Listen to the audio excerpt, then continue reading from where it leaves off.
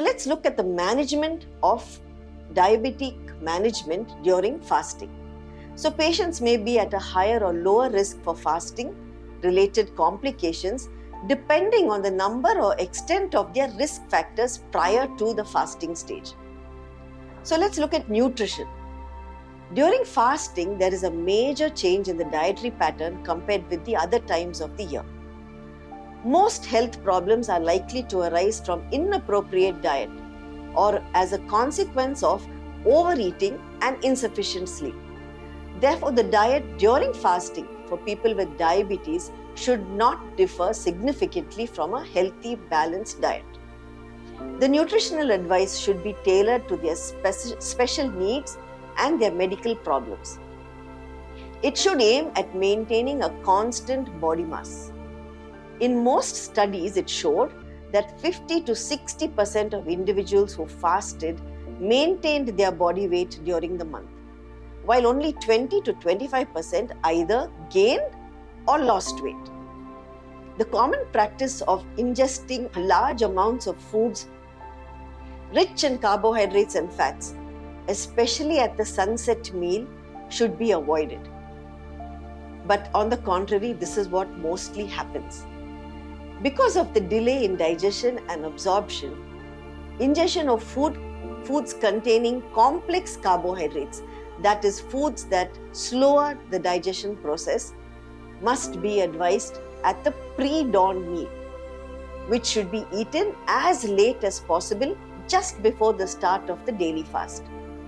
It is also recommended that fluid intake be increased during the non-fasting hours. Next, let's look at exercise.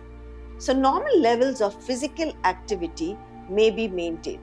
However, excessive physical activity may lead to a higher risk of hypoglycemia, and it should be avoided, particularly during the hours before the sunset meal.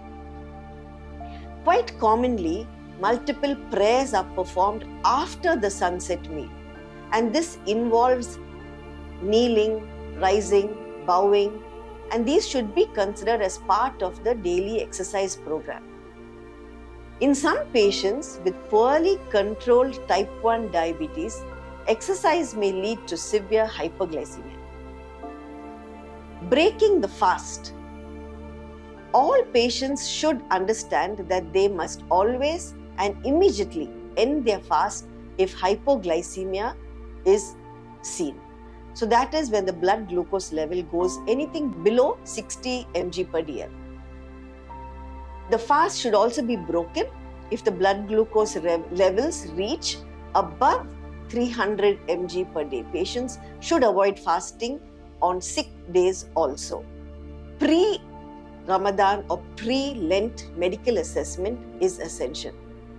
All patients with diabetes who wish to fast during Ramadan or Lent should prefer by undergoing a medical assessment and engaging in a structured education program to undertake the fast as safely as possible.